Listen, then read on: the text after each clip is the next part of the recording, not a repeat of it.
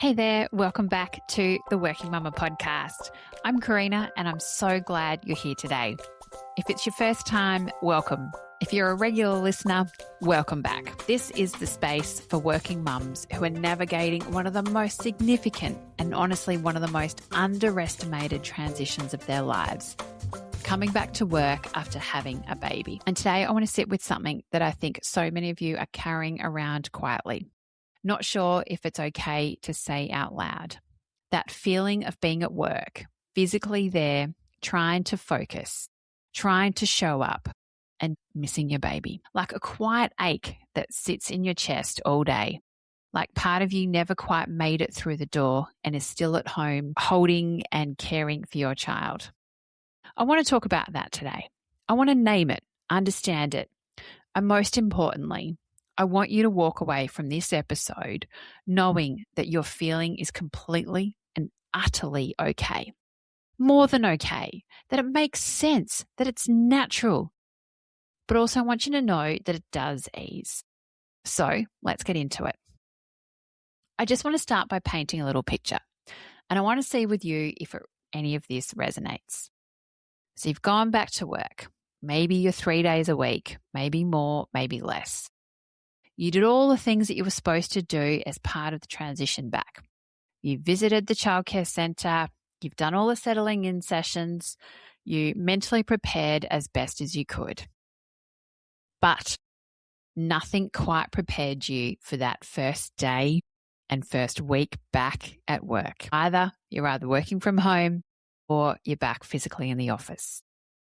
Nothing prepared you for sitting at your desk and realizing that for months, your whole pregnancy, and then those early weeks and months after, you and your baby have barely been apart. You've been the one that has been there for every feed, every sleep, every first new moment. You've documented it all.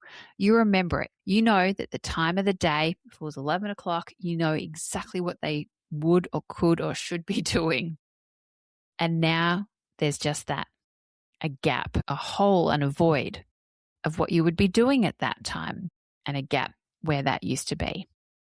And the thing is, it's not always a loud grief. It's quite subtle. It's very, very personal. It's checking your phone to see if childcare has sent a photo or the person who's been caring for your child. It's a meeting that feels slightly unreal because somewhere in the back of your mind, you drift off away from the conversation and you're wondering whether they've had their nap. How did they go at eating their lunch? Have they had a poo or a wee explosion? How did they go down? Did they self-settle or was it a struggle? It's a low hum of not quite being there at work or at home because you're trying to exist in two places at once.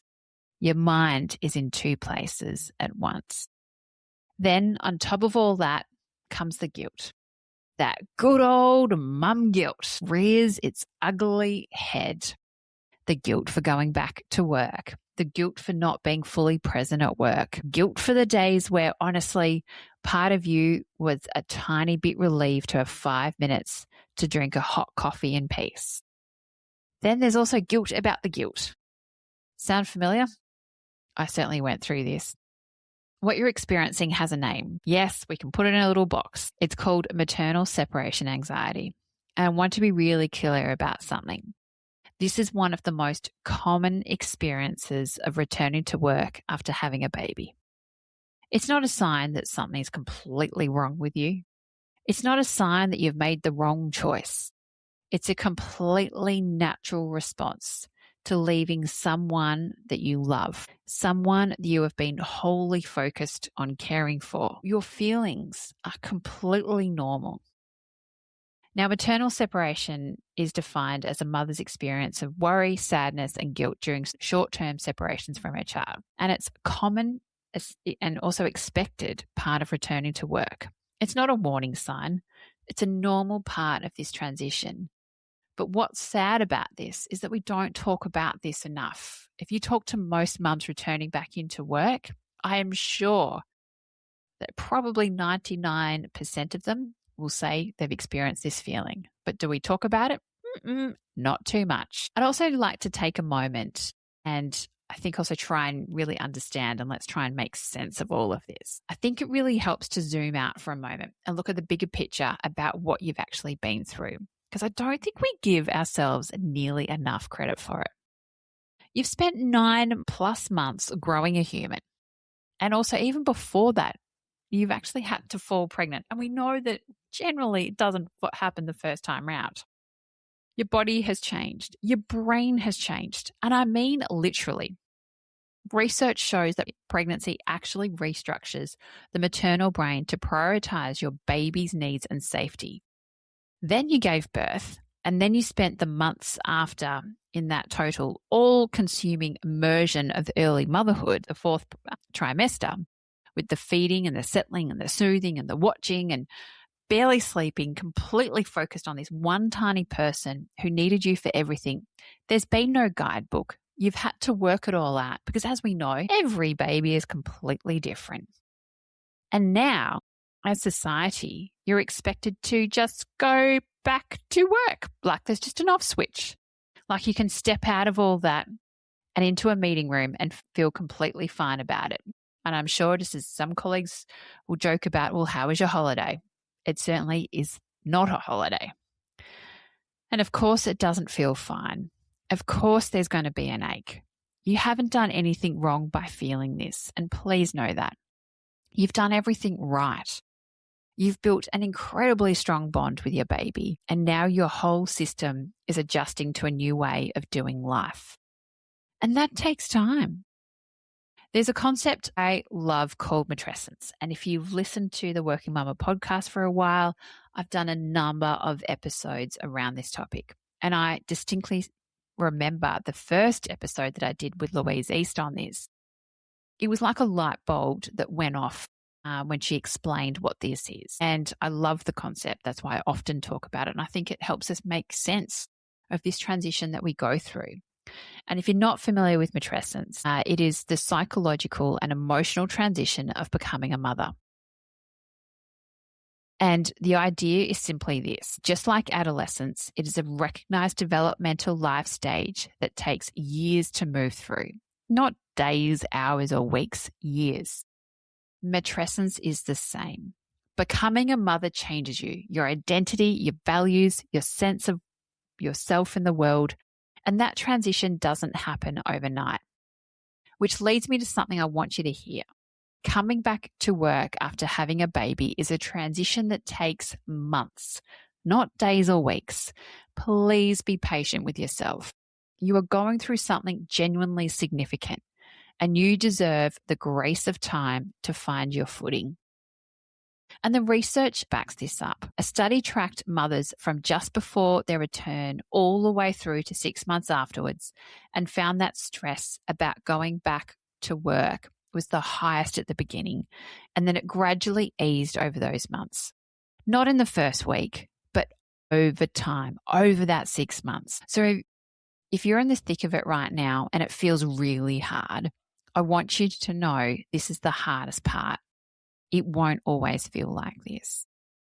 And for those of you who little one is also finding drop-offs tough, I just want to mention this too. Separation anxiety in babies is completely developmentally normal.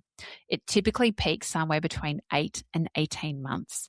So if your baby is that age and the daycare goodbye is breaking your heart every morning, it's actually a sign that the attachment between you and your child is doing exactly what it's supposed to. They know who you are. They want you. That's the beautiful thing. Even when it doesn't feel that way at 7:45 a.m. when you're trying to do drop off. And side note, my son is 5.5. And yes, I still have drop off challenges at that time.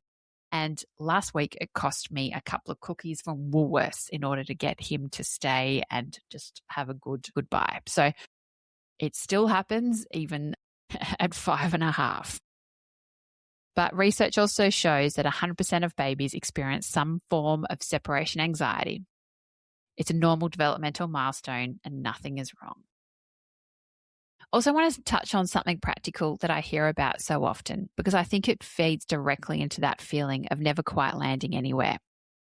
It's around part-time work because we also know that it's not always just part-time. You've negotiated 3 days a week, which you actually feel really good about it. You're like, right, I've got my mum time and then I've also got my work time. And then slowly, quietly, those 3 days and the boundaries start to bleed. Emails on your day off, a call that can't wait, an email that needs to be returned, a deadline that doesn't care what your working arrangements, requirements are. And you absorb it because as a mum, you feel grateful for the flexibility, that you feel grateful that you've got a job, and because also you want to seem like you're not pulling your weight. I hear this so much, and actually I'll put my hand up and say I'm guilty myself.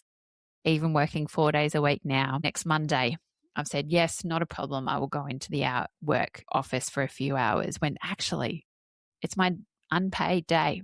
What I'm going to do, take a bit of debit. I'm going to then find some time for myself at another point for those 3 or 4 hours that I'll be there. And I want to gently say that a 3-day role that's quietly functioning as a 5-day role is not actually protecting the time you negotiated to be with your baby. And that matters because it feeds that sense of being stretched across 2 worlds without ever fully arriving in either one. I've been there.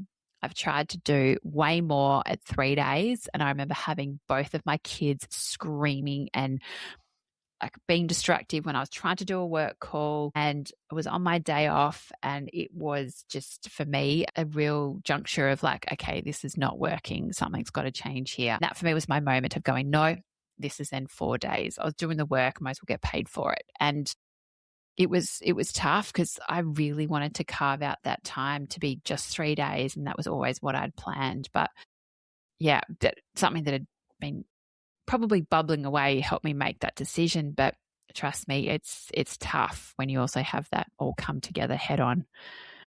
An Australian research published in 2024 found that 64% of Australian parents are regularly using this informal work accommodations to manage family demands, and that the more of this they did, the higher their work-family conflict actually was. So flexibility on paper doesn't always mean flexibility in practice. I want to gently encourage you to protect your arrangement for the sake of your own sanity and also your baby's. And it's also good to know your rights. I've also done some episodes around fair work, so definitely highly recommend to check those out, and also go onto the Fair Work website if you are Australian listening. Now, I want to talk about something that I think gets really lost in the guilt, and I will offer you a gentle reframe. On the days you're not working, you don't have to make up for lost time. You're not in deficit. You don't need to cram everything in or plan elaborate days out to prove something to yourself or your baby. You know what? What your child needs more than anything is just you.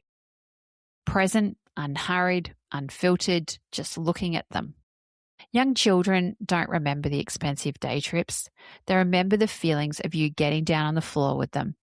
They remember the book you read 6 times because they keep saying again. The kitchen dance at 10 a.m., the puddle jumping, the way you looked at them like they were the best thing you'd ever seen, because they are. So on your days off, if you can, be a little more intentional about this. Protect that time from work bleeding in. Put the phone in another room if you need to. And rather than trying to do everything, aim for one moment of pure connection. As they say, and the research supports this, it doesn't have to be long. It just has to be real. Think about quality over quantity. And I promise you, those are the moments that stay for both of you. Those cuddles that can last forever. It's also a good reminder that you are not less of a mum because you work. The time you have with your baby is more than enough to build a beautiful bond. Quality over quantity always. Okay, this is the part of the episode I really want you to sit with, because I think it might be the thing that shifts something for you. When you're at work or in between time that's technically yours, maybe when you're commuting, like say driving or catching public transport, instead of spending it feeling guilty about not being with your baby, what if you did something just for you? Something you genuinely can't do with your little one around. It could be potentially a class you've been putting off, lunch with a friend where you can actually finish your sentences, sitting somewhere quiet with a coffee while it's still hot, reading something that has nothing to do with babies or work or what's for dinner. This could be on your lunch break. Whatever it is that fills you back up a little. Because here's what I want you to understand, and I mean this so sincerely. Becoming a mother has changed you, yes. Your child is the center of your world in a way that nothing else has been. And you are still in this picture too. Your needs don't disappear when you become a mum. I know they just got a lot quieter because everything else around you got so much louder. Looking after yourself isn't something you do instead of being a good mother. It's one element of it. It's a piece of the pie. When your cup is empty, everything is harder. The patience, the presence, the joy of it. When you do something that genuinely fills you up, you come home better. Not perfect, just more of yourself. And I want to say this really clearly. Enjoying your time at work or enjoying time that's just yours does not make you a bad mum. It makes you a whole person. And your child deserves a whole person as their mum, not someone who is running on empty and drowning in guilt. Taking care of yourself is not selfish. It's not a luxury. It's one of the kindest things you can do for your family and also yourself. So before I close, I just want to share a few small things that I've seen genuinely help in this season. Things that are simple and real and not this perfect 10-step program. Find a little transition ritual, something small that makes the shift from mum mode to work mode and then back again.